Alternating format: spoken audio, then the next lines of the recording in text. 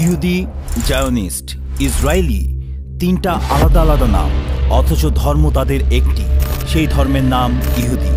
এই ধর্মের ইতিহাস যেন এক পথভ্রষ্টতার ইতিহাস। এটি আনুমানিক 4000 বছরের ইতিহাস, বিশাল এক আখ্যান। এর সাথে জড়িয়ে রয়েছে মানব সভ্যতার সবচেয়ে বড় সংকট, পৌত্তলিক ও একেশ্বরবাদীদের দ্বন্দ্ব, ক্ষমতা, রাজনীতি ও ঘৃণ্য অপরাধের গল্প। এটা এমনই এক ইতিহাস যা আপনার চোখকে কপালে তুলবে, চোয়াল হাঁ হয়ে যাবে। ইতিহাসের এই নিকৃষ্ট দিক যা আপনার থেকে লুকিয়ে রাখা হয়েছিল। সিটিভি বাংলা সেই সত্য ইতিহাসকে তুলে এনেছে আপনার সামনে। কারা এই ইহুদি জাতি? কি তাদের উদ্দেশ্য? কেনই বা তারা দিনকে দিন এত ক্ষমতাধর হয়ে উঠছে পৃথিবীর বুকে? সেসব আজকে আপনারা জানবেন ইতিহাসের আস্তাকুর থেকে। সেমেটিক বা মধ্যযুগীয় সভ্যতার মধ্যে অন্যতম প্রাচীন ধর্ম হিসেবে পরিচিত ইহুদি ধর্মের জাতির পিতা এবং মুসলিম ধর্মের জাতির পিতা একজনই। তিনি হলেন হযরত ইব্রাহিম আলাইহিসসালাম। হযরত ইব্রাহিম আলাইহিসসালামের দুই পুত্র হযরত ইসমাইল আলাইহিসসালাম এবং হযরত ইসাক আলাইহিসসালামের হাত ধরে যে দুটি বংশের গোড়াপত্তন ঘটে, সেই দুই বংশের মাধ্যমেই মহান রব্বুল আলামিন পৃথিবীতে দুইটি ধর্মের প্রসার ঘটান। পৃথিবীর ইতিহাসে সর্বশেষ এবং সর্বশ্রেষ্ঠ নবী হযরত মুহাম্মদ সাল্লাল্লাহু আলাইহি সাল্লাম যে বংশে জন্মগ্রহণ করেন, সে কুরাইশ বংশের পূর্বপুরুষগণ ছিলেন হযরত ইসমাইল আলাইহিস সালামের বংশধর। অপরদিকে হযরত ইসাক আলাইহিস সালামের পুত্র ছিলেন হযরত ইয়াকুব আলাইহিস সালাম, যার অপর নাম ছিল ইসরাইল। মূলত ইহুদি বংশের প্রচলন হযরত ইয়াকুব আলাইহিস সালামের হাত ধরেই শুরু হয়। কুরআনে এই বংশকে আল্লাহ তাআলা বনি ইসরায়েল নামে সম্বোধন করেছেন। এই বংশে অসংখ্য নবী রাসূল প্রেরণ করা হয়েছে। এখন খুব স্বাভাবিকভাবেই আপনার মনে প্রশ্ন জাগতে পারে, বনি ইসরায়েলের নাম কিভাবে ইহুদি হয়ে গেল? হযরত ইয়াকুব আলাইহিস সালামের 12 সন্তানের মধ্যে একজন সন্তানের নাম ছিল ইয়াহুদা। সে সন্তানের বংশই পরবর্তীতে সবচেয়ে বেশি বিস্তার লাভ করে, যার ফলে বনি ইসরায়েলেরই আরেক নাম হয়ে ওঠে ইহুদি। এখানে একটা বিষয় স্পষ্ট যে ইহুদি ধর্ম এবং ইহুদি বংশ দুটোই সম্পূর্ণ আলাদা। অর্থাৎ আপনি চাইলে ইহুদি ধর্মের অনুসারী হতে পারবেন, কিন্তু ইহুদি বংশের হতে পারবেন না। কেননা এর জন্য আপনার পরিবারকে হতে হবে ইহুদি বংশের উত্তরাধিকারী। বর্তমানে পৃথিবীতে যত ইহুদি আছে তারা সকলেই ইহুদি ধর্মের অনুসারী, কিন্তু এদের মধ্যে কতজনই ইহুদি বংশের উত্তরাধিকারী সে সম্পর্কে মহান রব্বুল আলামিনই একমাত্র অবগত। আমরা আপনাকে যে সময়ের ইতিহাস দেখাচ্ছি তা আজ থেকে প্রায় 4000 বছর আগের। 4000 বছরের পুরনো এই ধর্মের অনুসারীরা কেন আজ বিপদগামী? বিশেষ করে দাউদ আলাইহিসসালাম, সুলাইমান আলাইহিসসালাম, ইউসুফ আলাইহিসসালাম, মুসা আলাইহিসসালামের মতো নবীগণের আগমন যে বংশে ঘটেছিল, যে ধর্মের অনুসারীদের তারা আসমানি কিতাবের ঐশী বাণী শুনিয়েছিল, তারা কেন এক আল্লাহর উপাসনা ছেড়ে সিম্বল অব গড বা ঈশ্বরের সাংকেতিক চিহ্নকে বিশ্বাস করছে, তা নিয়ে মানুষের মনে কৌতূহলের শেষ নেই। অথচ ইতিহাস ঘাটলে দেখা যায় প্রতিটা যুগে প্রতিটি নবীর সময়ই তারা পথভ্রষ্টতার সকল সীমা পার করেছিল। তাদেরকে বাগে আনতে কখনো কখনো তাদের উপর তরবারি চালানোর প্রয়োজনও হয়েছিল। তাদের যন্ত্রণায় অতিষ্ঠ হয়ে তাদেরকে হেদায়েতের দিকে আহ্বান করার জন্য প্রেরিত নবীরাও তাদের উপর মহান রব্বুল আলামিনের কাছে বদদোয়া করেছিল, যার কারণে তারা পরিণত হয়েছে অভিশপ্ত এক জাতি হিসেবে, যাদের ব্যাপারে আমাদের নবী হযরত মুহাম্মদ সাল্লাল্লাহু আলাইহি সাল্লামের ভবিষ্যৎবাণী ছিল, এরা পৃথিবীর যেখানেই যাবে সেখানেই বিতাড়িত হবে, অপমানিত হবে, লাঞ্ছিত হবে। হয়েছিল তাই। হযরত ইউসুফ আলাইহিস সালামের সময়কালে ইহুদি জাতি মিশরের রাজক্ষমতায় আরোহণ করেছিল। ধন সম্পদ, প্রভাব প্রতিপত্তিতে তারা সকলের চেয়ে এগিয়ে ছিল। মহান রব্বুল আলামিনের সকল নিয়ামত তাদের মাথার উপর ছায়া বর্ষণ করেছিল।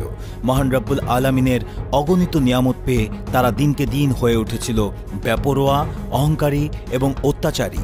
আল্লাহর প্রেরিত বাণী অগ্রাহ্য করে নানান অপরাধে লিপ্ত হয়ে উঠেছিল। সে সময় মহান রব্বুল আলামিন তাদের উপর থেকে নিজের রহমত উঠিয়ে নেয়। তারা প্রভাব প্রতিপত্তি হারিয়ে দাসে পরিণত হয়। তাদের উপর চড়াও হয় ফারাও সম্রাটদের অত্যাচার। ফারাওদের জুলুমের পরিমাণ এতটাই ছিল, তারা সর্বদা ইয়ানাফসি ইয়ানাফসি করত এবং সৃষ্টিকর্তার কাছে এই বিপদ থেকে রক্ষা পাওয়ার জন্য প্রার্থনা করত। অবশেষে হযরত মুসা আলাইহিস সালামের আগমন এবং ফেরাউনকে নীল নদে ডুবিয়ে মারার মধ্য দিয়ে তারা মুক্তি পায়। কিন্তু কিছুদিন পরেই তারা আবার ফিরে যায় সেই পুরনো রূপে। এমনকি মুসা আলাইহিস সালামের জীবদ্দশাতেই গরু পূজার মতো গর্হিত কাজ করে বসে। তখন তাদেরকে শাস্তি দেওয়ার জন্য আল্লাহর নির্দেশে সকল গরু পূজারীকে হত্যা করা হয়। অতঃপর মুসা আলাইহিস সালাম বনি ইসরায়েল গোষ্ঠীকে নিয়ে রওনা হন কেনান অঞ্চলে। এই সেই কেনান যা বর্তমানে ফিলিস্তিন নামে পরিচিত, যেখানে অবস্থিত রয়েছে মুসলমানদের প্রথম কিবলা। কেনান সম্পর্কে ইহুদিদের বিশ্বাস, এই অঞ্চলের ব্যাপারে হযরত ইয়াকুব আলাইহিস সালামকে স্বপ্নের মাধ্যমে আল্লাহর পক্ষ থেকে ওয়াদা করা হয়েছিল যে একদা এই অঞ্চল ইয়াকুব আলাইহিস সালামের বংশধরদের দেয়া হবে। তারা আজও সেই বিশ্বাস নিয়েই বেঁচে আছে।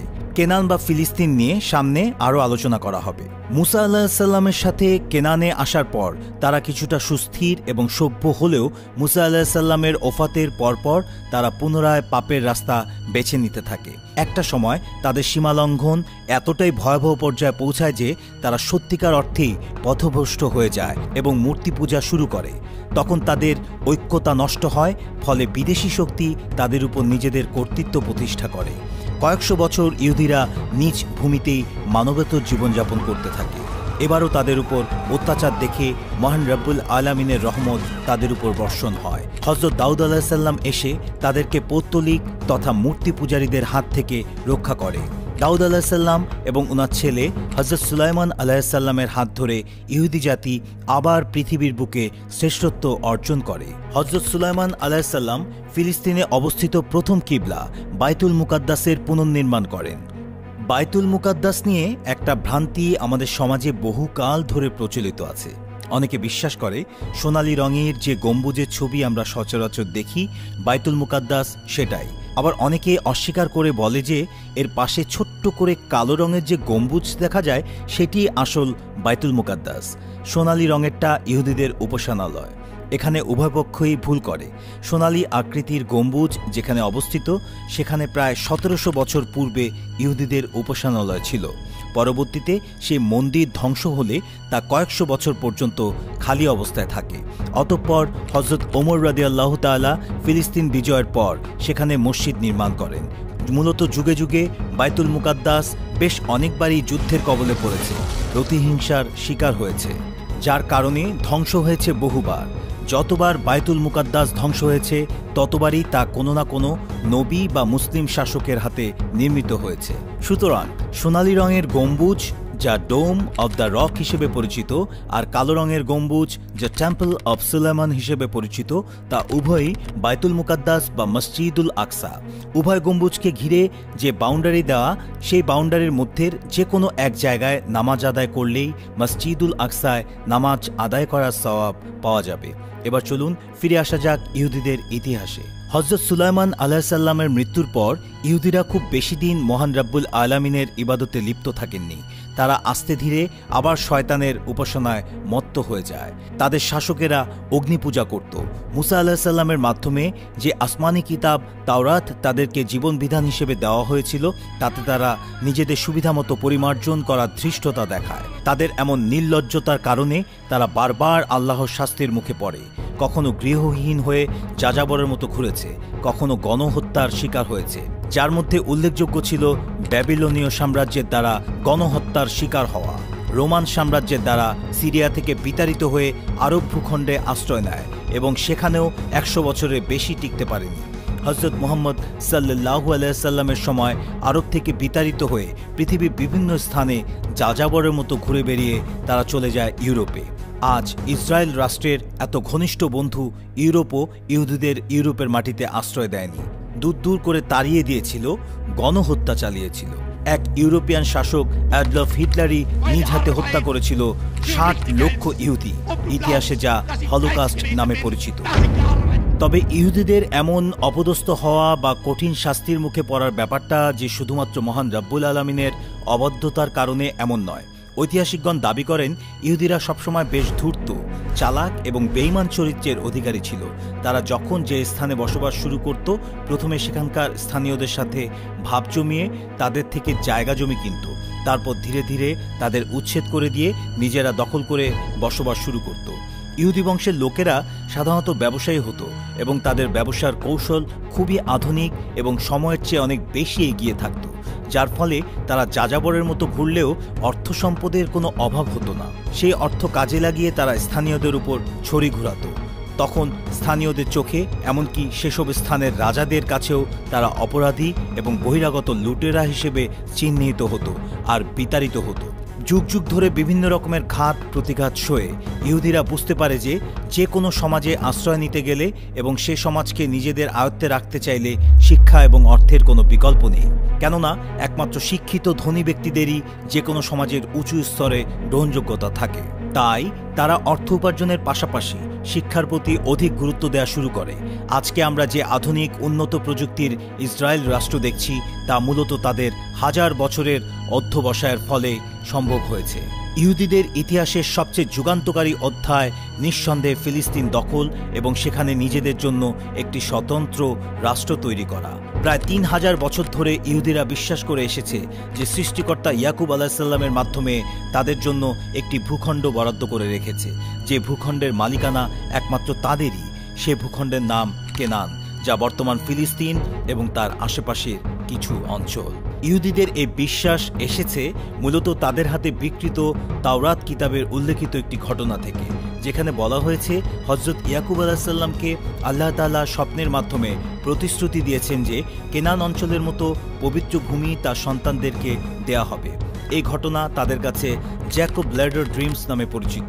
জ্যাকব ল্যাডার ড্রিমস থিওরিতে বিশ্বাসী ইহুদিরা যুগ যুগ ধরে যখনই বিপদের সম্মুখীন হয়েছে তখনই এই অঞ্চলে এসে জড়ো হওয়ার চেষ্টা করত। তারা এও বিশ্বাস করত যে পৃথিবী ধ্বংসের আগে সৃষ্টিকর্তার পক্ষ থেকে মসিয়া নামে একজন দূত এসে অবশ্যই তাদেরকে এই প্রমিস ল্যান্ডে থাকার ব্যবস্থা করে দিবে। সর্বশেষ 18 শতাব্দীতে ইহুদিরা যখন নিজেদের ধর্ম পরিচয় আত্মগোপন করে ইউরোপে বসবাস শুরু করেন, তখন থিওডোর হার্জেল নামে তাদেরই একজন ব্যবসায়ী ফিলিস্তিনিকে নিজেদের দখলে আনার লক্ষ্যে 1897 সালে জায়নবাদ বা জায়নিজম আন্দোলন শুরু করেন। তিনি ইহুদিদের স্বপ্ন দেখাতে শুরু করেন একদিন তারা তাদের সৃষ্টিকর্তার ওয়াদাকৃত অঞ্চলে বসবাসের সুযোগ পাবেন। এই আন্দোলনকে যারা সমর্থন করে বা আন্দোলনের অংশ হিসেবে নিজেকে গর্বিত ভাবে তাদেরকে বলা হয় জায়নিস্ট। পরবর্তীতে ইসরায়েল যখন রাষ্ট্র হিসেবে স্বীকৃতি পায় তখন তারা থিওডোর হার্জেলকে ইসরায়েলের রাষ্ট্রের জাতির পিতা হিসেবে ঘোষণা করে। 1897 সালে শুরু হওয়া জায়নিজম আন্দোলনের ফলে ইহুদিরা নতুন করে প্রস্তুতি শুরু করে আরবে প্রবেশের। পূর্বেই উল্লেখ করেছিলাম ইহুদিরা ব্যবসায়ী এবং পণ্য বিক্রির অসাধারণ কৌশল রপ্ত করার কারণে আর্থিকভাবে কখনোই তারা অসচ্ছল ছিল না। তার উপর শিক্ষার প্রতি অধিক গুরুত্ব দেওয়ার ফলে শিক্ষা এবং গবেষণাতেও তারা বেশ উঁচু স্তরের সফলতা লাভ করে, যার ফলে ইউরোপের সাধারণ ইহুদিরা কোণঠাসা হয়ে থাকলেও উচ্চশিক্ষিত গবেষক এবং ব্যবসায়ী ইহুদিরা মোটামুটি বিভিন্ন দেশের গুরুত্বপূর্ণ পদে আরোহণ করতে পেরেছিল। তারা শুধু গুরুত্বপূর্ণ পদ দখল করেই থেমে যায়নি, নিজেদের আলাদা এক আবাসনের জন্য ভিতরে ভিতরে সব ধরনের প্রচেষ্টা চালিয়ে যাচ্ছিল। ইউরোপের সর্বোচ্চ পর্যায় থেকে মোটামুটি সিদ্ধান্ত নেওয়া হয়েছিল তাদেরকে আফ্রিকার উগান্ডায় বসবাসের ব্যবস্থা করে দেয়া হবে। ঠিক এমন সময় ইহুদিদের জন্য শাপে বর হয়ে আসে প্রথম বিশ্বযুদ্ধ। প্রথম বিশ্বযুদ্ধের আগে যুক্তরাজ্য নিজেদের অস্ত্রকে সুরক্ষিত রাখতে এক ধরনের গ্লিসারিন ব্যবহার করত, যা আসতো মূলত জার্মান থেকে। কিন্তু বিশ্বযুদ্ধের সময় জার্মানি যুক্তরাজ্যের বিপক্ষে থাকলে তারা গ্লিসারিন সাপ্লাই বন্ধ করে দেয়। এতে যুক্তরাজ্য বিপদে পড়ে যায়। এমন পরিস্থিতিতে যুক্তরাজ্যকে সাহায্য করতে এগিয়ে আসে একজন ইহুদি গবেষক এবং ব্যবসায়ী, তার নাম চাইম ওয়াইজম্যান। তিনি ছিলেন জায়নিজম আন্দোলনের অন্যতম গুরুত্বপূর্ণ সদস্য। চাইম ওয়াইজম্যান অস্ত্র সুরক্ষিত রাখতে গ্লিসারিনের বিকল্প হিসেবে অ্যাসিটন নামে এক ধরনের পদার্থের আবিষ্কার করে দেন যুক্তরাজ্যকে। এছাড়াও বিশাল আর্থিক সহায়তা দেন। ওয়াইজম্যানের এমন অভূতপূর্ব সাহায্যে যুক্তরাজ্য এবং তার মিত্ররা অনেক বেশি খুশি হন এবং যুদ্ধের পর তারা ওয়াইজম্যানকে পুরস্কৃত করতে চান। তখন ওয়াইজম্যান জানান তার জন্য একমাত্র পুরস্কার হবে তাদের প্রমিস ল্যান্ড অর্থাৎ ফিলিস্তিনে তাদেরকে বসবাসের সুযোগ করে দেয়া। ওয়াইজম্যানের এমন মোক্ষম চালে ইউরোপ কাবু হয়ে পড়ে এবং ইহুদিদের উগান্ডায় পাঠানোর সিদ্ধান্ত থেকে সরে এসে ফিলিস্তিনে বসবাসের ব্যবস্থা করে দেওয়ার ষড়যন্ত্র শুরু করে। ফিলিস্তিন ছিল সে সময় উসমানী সালতানাতের অধীনে। প্রথম বিশ্বযুদ্ধে পরাজয়ের ফলে তুরস্কের ক্ষমতা তখন একেবারেই নিঃশেষ হয়ে গিয়েছিল। সেই সুযোগের সদ্ব্যবহার করে ধাপে ধাপে ফিলিস্তিনে প্রবেশ করতে থাকে ইহুদিরা। প্রথমে তারা ফিলিস্তিনিদের কাছ থেকে ঘর ভাড়া করে নিয়ে থাকা শুরু করে, তারপর বেশি দামের লোভ দেখিয়ে সেসব ঘর কিনে নিতে থাকে। দ্বিতীয় বিশ্বযুদ্ধে জার্মানির পরাজয়ের পর পুরো পৃথিবীর একচ্ছত্র ক্ষমতা যখন ইউরোপীয়দের হাতে চলে আসে, তখন ইহুদিরা তাদের আসল চেহারা দেখাতে শুরু করে। সংখ্যায় সামান্য হলেও তারা স্থানীয় ফিলিস্তিনিদের উপর জোর খাটিয়ে দখল শুরু করে। সে সময় ফিলিস্তিনিরা ইহুদিদের উচ্ছেদ করা শুরু করলে সঙ্গে সঙ্গে আমেরিকা এসে হস্তক্ষেপ করে এবং সিদ্ধান্ত হয় পুরো ফিলিস্তিনের 55% জুড়ে থাকবে ফিলিস্তিনিরা, বাকি 45 ভাগ জুড়ে থাকবে ইহুদিরা। আমেরিকার এমন সিদ্ধান্তে ফিলিস্তিন সহ গোটা আরব বিশ্ব রাগে ফেটে পড়ে। 12 কোটি ফিলিস্তিনির জন্য 55 ভাগ জায়গা রেখে মাত্র 6 লাখ ইহুদির জন্য 45 ভাগ জায়গা বরাদ্দ করে দেয়া কত বড় ধৃষ্টতা এবং কূটনীতি চাল তা বলার অপেক্ষা রাখে না। জাতিসংঘের মাধ্যমে এই সিদ্ধান্তের বৈধতা দেওয়ার পরপরই ইহুদিরা নিজেদের অধিকৃত অঞ্চলকে ইসরায়েল নামে আলাদা রাষ্ট্র হিসেবে ঘোষণা দেয়। নব্য গঠিত এই রাষ্ট্রের প্রেসিডেন্ট হন চাইম ওয়াইজম্যান। ইসরায়েল রাষ্ট্র ঘোষণা হওয়ার 6 মিনিটের মাথায় আমেরিকা তাদেরকে স্বীকৃতি দিয়ে দেয়। এভাবেই একটা স্বাধীন ও সার্বভৌম রাষ্ট্রের স্বাধীনতা ছিনিয়ে নিয়ে নিজেদের দখলদারিত্ব প্রতিষ্ঠা করে ইহুদি তথা ইসরায়েল।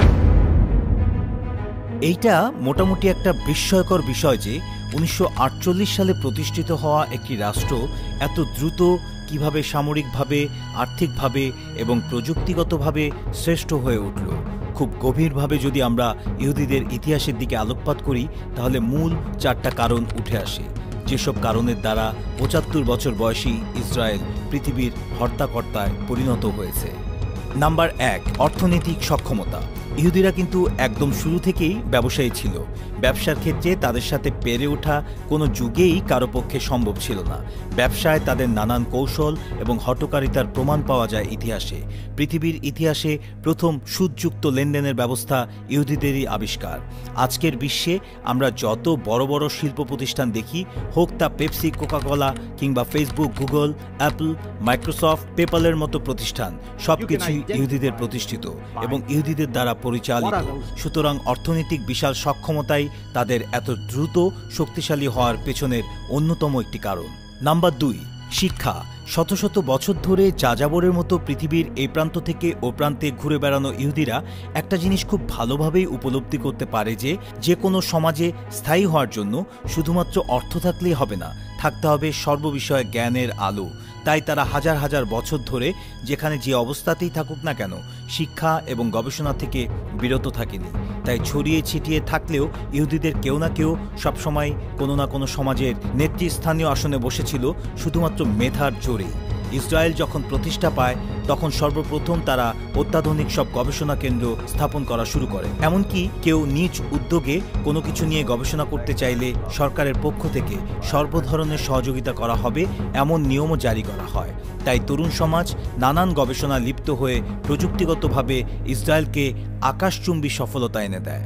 3 নম্বর কারণ, আমেরিকা। ইসরায়েলের সূচনা লগ্ন থেকে আজ পর্যন্ত ইসরায়েলের যত রকমের সহযোগিতার প্রয়োজন হয়েছে তা বিনা সংকোচে, বিনা প্রশ্নে আমেরিকা করে এসেছে। শুরুতে নিজ স্বার্থে ইসরায়েলকে সহযোগিতা করে আসলেও বর্তমান পরিস্থিতি বলছে ভিন্ন কথা, কেননা এখন খোদ আমেরিকায় হয়ে উঠেছে ইসরায়েলের হাতের পুতুল। আমেরিকাকে যদি বিশ্ব পরাশক্তি হিসেবে কেউ টিকিয়ে রাখতে পারে তা একমাত্র ইসরায়েলই পারে। আমেরিকার যত গুরুত্বপূর্ণ সিদ্ধান্ত নেওয়া হয় তা মূলত ইহুদিদের থেকে অনুমতি নিয়েই নেওয়া হয়।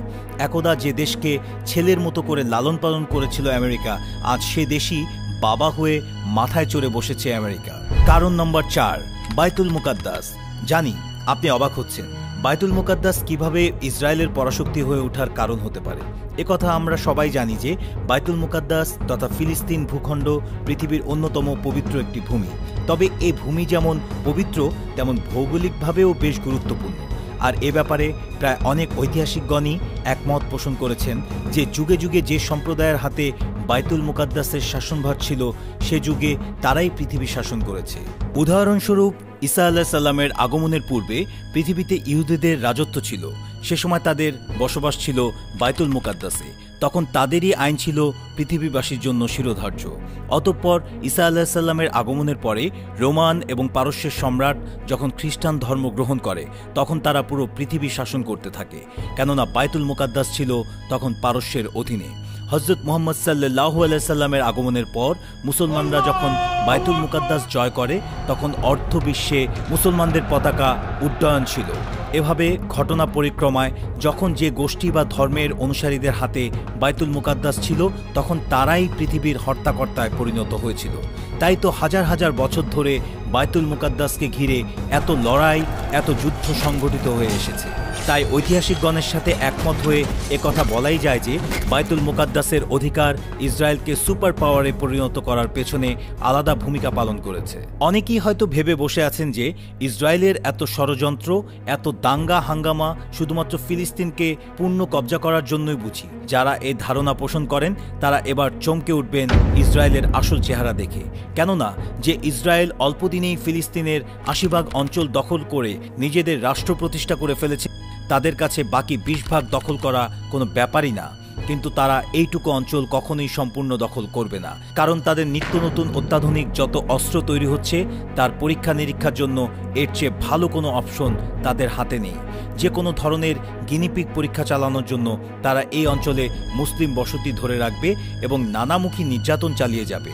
এখন প্রশ্ন আসতে পারে, তাহলে ইসরায়েলের উদ্দেশ্য বা ভবিষ্যৎ পরিকল্পনা কি? ইসরায়েলের ভবিষ্যৎ পরিকল্পনা হচ্ছে সমগ্র পৃথিবী শাসন করা, শয়তানের রাজত্ব কায়েম করা। ইহুদিরা অপেক্ষা করছে দাজ্জালের আগমনের, যাকে তারা মসিহা নামে স্মরণ করে। তারা বিশ্বাস করে এই মসিহা আগমন করে সমগ্র বিশ্ব দখল করে নেবে এবং তার শাসনভার ইহুদিদের হাতে তুলে দেবে।